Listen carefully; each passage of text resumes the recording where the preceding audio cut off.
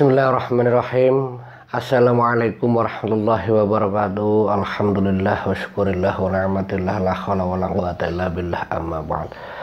Jumpa kembali di channel Sunyi Sepi. Terima kasih untuk semuanya. Semoga kita dan kalian selalu dalam lindungan Allah Subhanahu wa taala, selalu diberikan nikmat sehat, dipanjangkan umurnya, dilancarkan rezekinya, dan dimudahkan dalam segala urusan. Amin amin ya rabbal alamin. Untuk kali ini saya ingin menceritakan kisah yang dialami narasumber, yaitu melihat dan menyaksikan secara langsung apa yang membuat narasumber ini ketakutan, yaitu melihat kamar yang digunakan untuk ritual pesugihan milik juragannya. Cerita ini disampaikan narasumber ke channel Sunyi Sepi ya agar bisa bermanfaat dan menghibur untuk kita semuanya. Nah, sebut saja narasumber ini namanya Angga. Angga ini bekerja di salah satu juragan genteng. Awal mula dia bekerja di situ dengan majikannya atau juragannya, sebut saja namanya Pak Karto. Mas Angga itu bekerja kurang lebihnya itu 6 bulan di tempat tinggalnya, atau di tempat Mas Angga bekerja dengan Pak Karto kurang lebihnya itu kurang setengah tahun, mungkin kisarannya 5 bulan. Dan pengalaman yang dialami Mas Angga ini tentang Pak Karto yang menggunakan jasa atau perewangan lewat pesugihan. Sebenarnya Angga ini enggan untuk bekerja di tempatnya Pak Karto, tapi karena keadaan Angga yang waktu itu susah untuk mencari pekerjaan, dia melamar ke perusahaan 1, ke pabrik 2, dan seterusnya. Itu tidak ada jawaban yang pasti, sementara kebutuhan anak istrinya itu harus dicukupi setiap hari.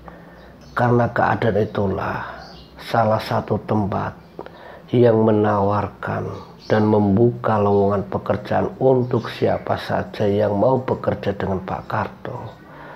Singkat ceritanya, Angga itu memilih bekerja dengan Pak Karto. Semuanya itu sudah ada unsur keterpaksaan, karena dari beberapa rumor yang berkembang, kalau Pak Karto ini bisa menjadi juragan gendang, juragan material, itu semua tidak wajar. Dari beberapa tetangganya Angga mengatakan dan bercerita kalau Pak Karto itu dulunya bukan orang kaya, dia orang yang biasa, tapi entah sebab apa di dalam 1 tahun itu dia sudah mampu mempunyai aset-aset sampai dia itu bisa membuka toko material yang begitu lengkap. Angga sudah tahu kalau tempat bekerjanya yaitu dengan Pak Karto adalah juragan yang menggunakan pesugihan. Angga ini selalu hati-hati dan waspada dengan apapun iming-iming dari Pak Karto. Soalnya Angga khawatir kalau nanti sesuatu yang dikhawatirkan bisa menimpa dirinya ataupun keluarganya. Inisiatif Angga waktu itu bekerja dengan Pak Karto itu semua karena keterpaksaan. Tapi keterpaksaan itulah sampai dia bertahan selama 5 bulan usahanya atau bekerjanya Angga dengan Pak Karto. Dia tidak pernah menerima apapun dalam bentuk hal yang cuma-cuma ataupun hadiah dari Pak Karto, walaupun Pak Karto selalu memaksa, ini untuk uang jajan anak-anak kamu, ini untuk bawa buat anak kamu, tapi Angga selalu menolak. Nah, lewat beberapa tetangganya, Angga mendapatkan cerita kalau dulu sebelum Pak Karto ini punya usaha material, dulunya dia ini seorang buruh bangunan.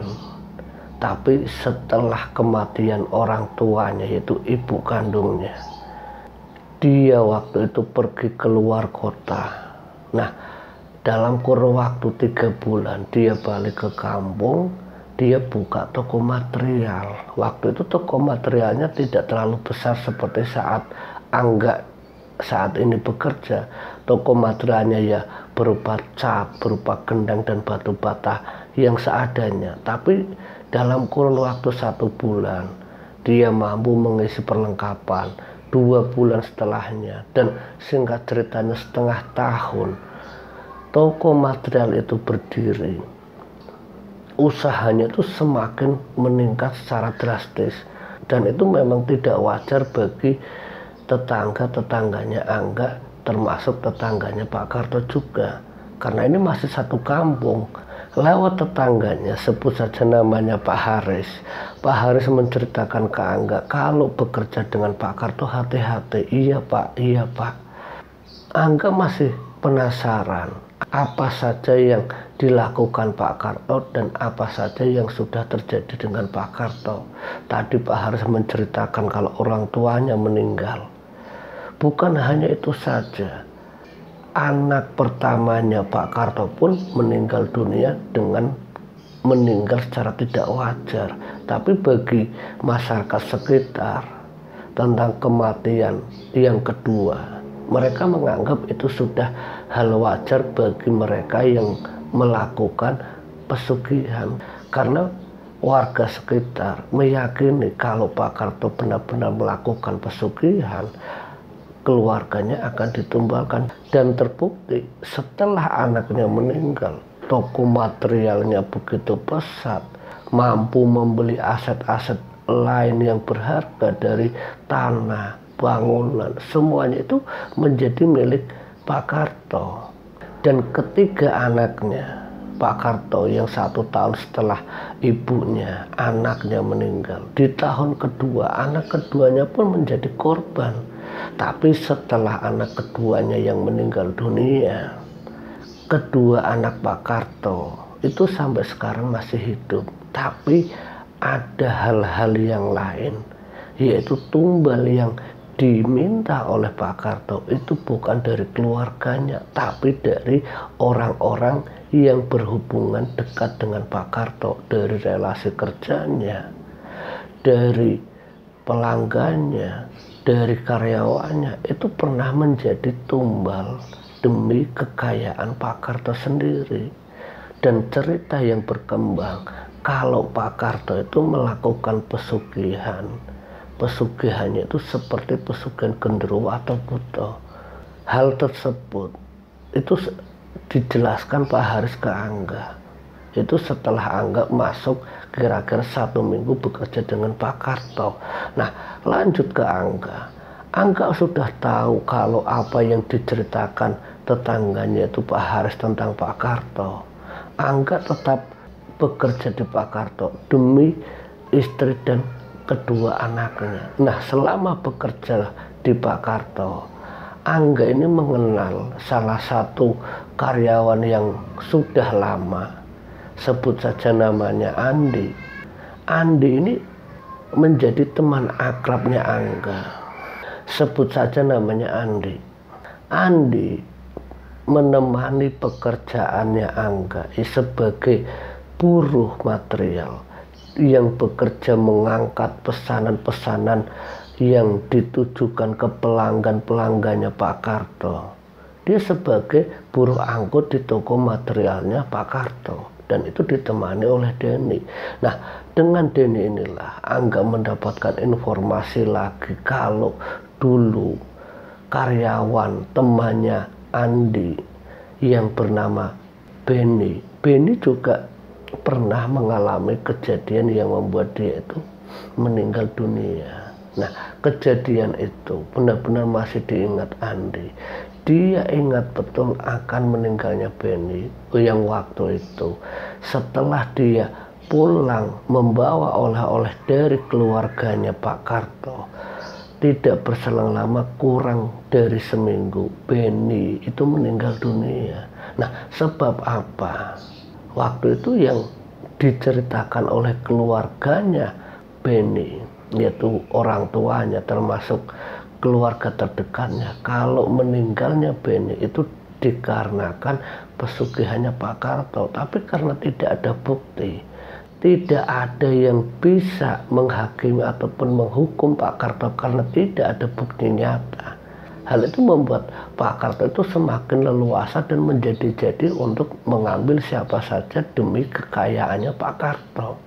Nah, Andi, temannya Angga yang menceritakan tentang meninggalnya Beni, itu menjadi khawatir dan dia juga menyarankan Angga agar dia hati-hati dengan apa yang dilakukan Pak Karto sama kamu.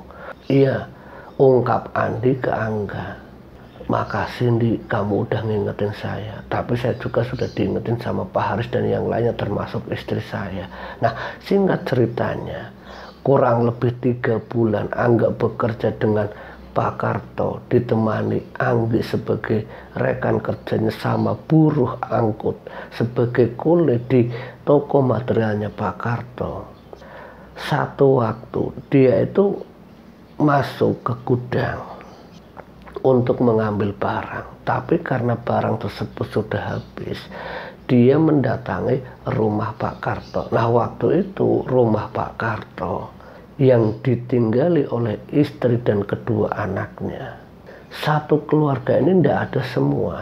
Nah, satu keluarga ini dipanggil oleh Andi dan Angga. Pak Karto itu tidak kunjung keluar, dikarenakan tidak keluar juga dari rumahnya. Nah, Andi sebagai karyawan lamanya dan juga orang kepercayaan lah, Andi sebagai orang lama yang sudah ikut bekerja dengan Pak Karto, waktu itu karena pesanan dari salah satu pelanggannya, itu sebut saja Pak Haji, tidak ada barang di gudang toko materialnya. Andi mendatangi rumah Pak Karto, tapi waktu itu dia panggil beberapa kali itu tidak ada yang menjawab. Nah, Andi itu membuka pintu, pintunya itu tidak terkunci, dia buka, dia terus manggil-manggil namanya Pak Karto. Pak Karto, Pak Karto. Dari ruang depan, ruang tamu sampai kamar, sampai ke belakang, itu tidak ada jawaban dari Pak Karto. Istrinya juga tidak di rumah, kedua anaknya di rumah, ketemunya cuma salah satu asisten rumah tangganya Pak Karto.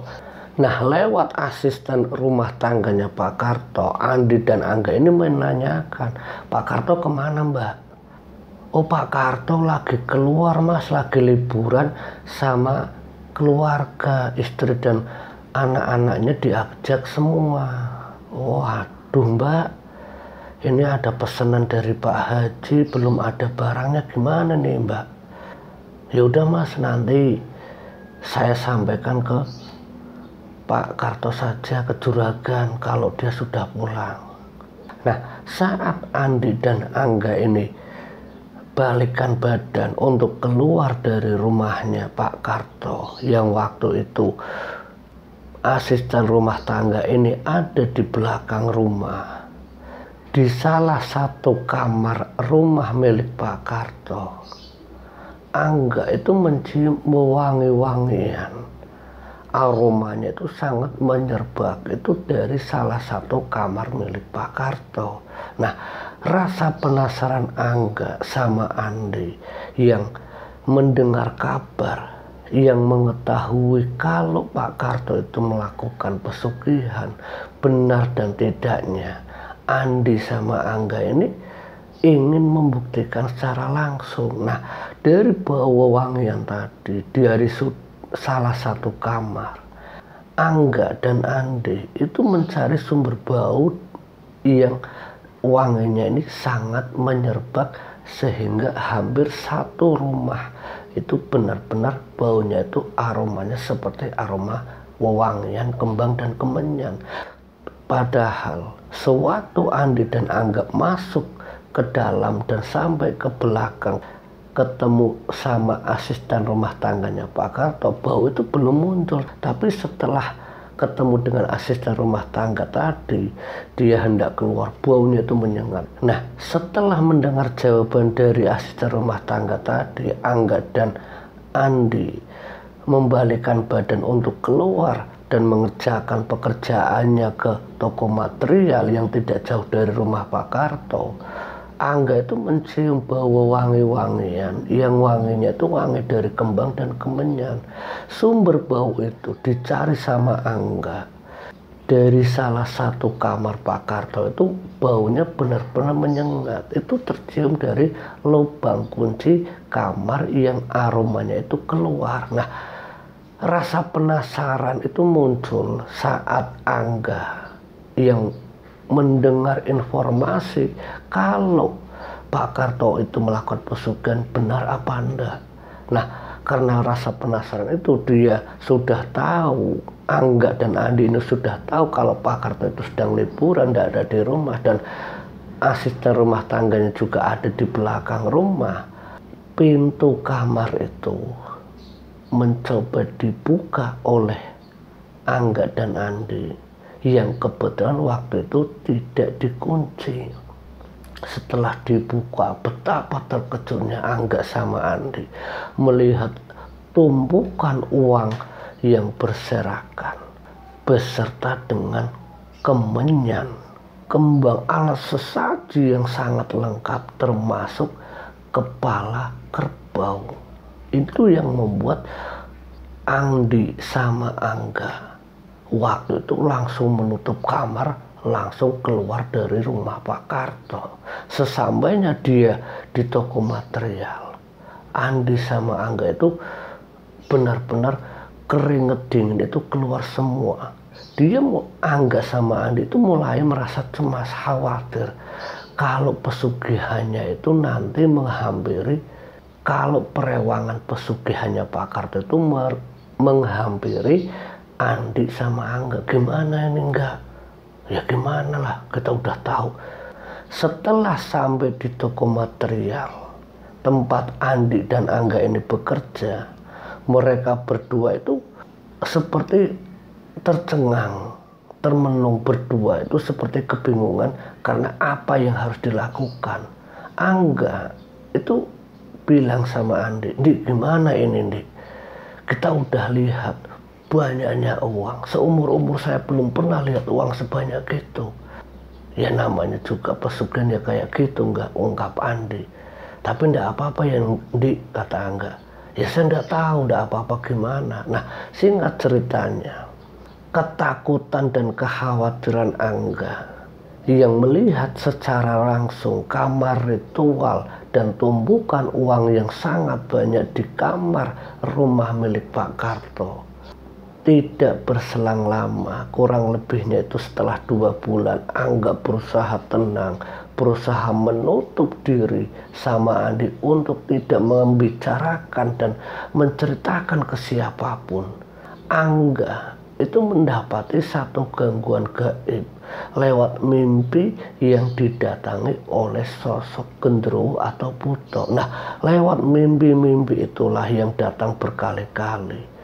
Rasa cemas dan khawatir itu akhirnya terbukti. Nah, singkat ceritanya, mimpi yang selalu datang, dia tanyakan ke salah satu kiai yang ada di kampung tempat tinggal Andi, Pak Karto dan Angga, karena mereka bertiga itu masih satu kampung. Nah, Angga sama istrinya datang ke sesepuh yang saya sebutkan ini, Pak Kiai. Lewat penjelasan Pak Kiai, Angga diberikan amalan untuk berzikir, berdoa agar dia bisa dilindungi dari hal-hal gaib ataupun hal-hal yang tidak diinginkan bisa menimpa Angga dan sekeluarga. Nah, singkat ceritanya, setelah datang ke rumah Pak Kiai, menjelaskan tentang mimpi-mimpi yang didatangi sosok genderuwo, yang diartikan oleh Pak Kiai kalau genderuwo atau buto tersebut itu hendak mengincar Angga. Nah, lewat amalan tadi, setelah mendapatkan amalan dari Pak Kiai, Angga melakukannya secara rutin. Sholat 5 waktu tidak ditinggalkan. Sholat malamnya, sholat hajatnya tidak pernah ditinggalkan untuk 1 malam pun. Padahal Angga dulu dikenal orang yang Padahal Angga menceritakan kalau dirinya itu bukan orang yang bertakwa. Ya dia meyakini, mengimani, tapi secara kewajiban sholat 5 waktunya itu masih pincang, kadang sholat, kadang enggak. Nah ini setelah didatangi oleh sosok genderuwo tadi, alhamdulillah bismillah, semenjak saat itu Angga menjadi orang yang beriman dan bertakwa, walaupun dengan cara dia ketakutan, tapi setidaknya dia bisa mengambil hikmah dari kejadian dia melihat sekepok uang di kamar tempat Pak Karto melakukan ritual pesugihan. Lewat mimpi pesugihannya Pak Karto yang datang lewat mimpinya Angga. Semenjak saat itu dan sampai saat ini, alhamdulillah bismillah, Angga menjadi lebih baik untuk dirinya dan juga keluarganya. Dari kisah ini kita bisa ambil hikmah dan pelajarannya, ambil sisi baik dan positifnya dari kisah Angga yang diceritakan di channel Sunyi Sepi ini. Akhir kata dari kami, wallahumma wassalamualaikum warahmatullahi wabarakatuh.